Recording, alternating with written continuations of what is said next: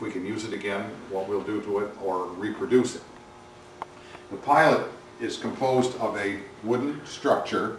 It's kind of a V-shaped thing, if you know what a cow pitcher looks like. And this is the bottom cross piece going underneath here.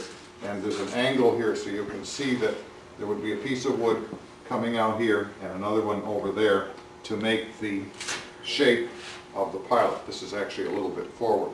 Back here on both sides are two very strong steel braces that are bolted to this cross sill that goes underneath. The cross sill actually, well, let me not talk about that right now, I'll stick with one thing. Okay, so the pilot has a number of teeth spaced out about every 8 or 10 inches.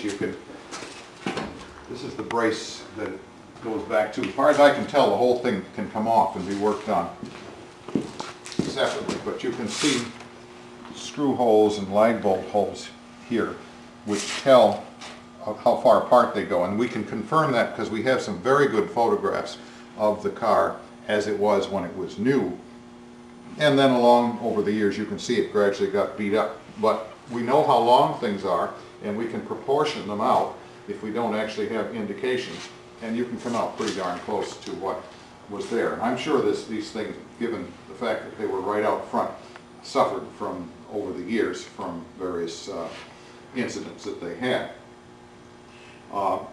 There's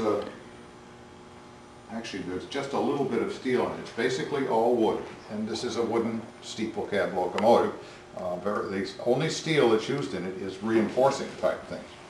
Now, the end sill, which we believe is made of southern yellow pine, which was common in those days. It's certainly not oak. Has pretty well disintegrated. But there's enough here, we know what the length is. The other end has a cross section that we can tell. I think it's 9 by 8 inches, and goes back in under here just a little bit. It's bolted to yet another one, which I'm calling, I believe it's the pilot support beam that goes across under here. And then there's a smaller one underneath that helps hold up the coupler and so forth. It's all bolted together to this big massive lump here of wood. And then there's a block in back of the coupler. This is, of course, this being a locomotive, it hooked onto other things. And all of this stuff we will have to reproduce after we figure out just what size it is. We have to, here's a long square-headed bolt. And by the way, you'll see lots and lots of square-headed bolts. They were much more common then than they are now. In fact, these are special order quite often.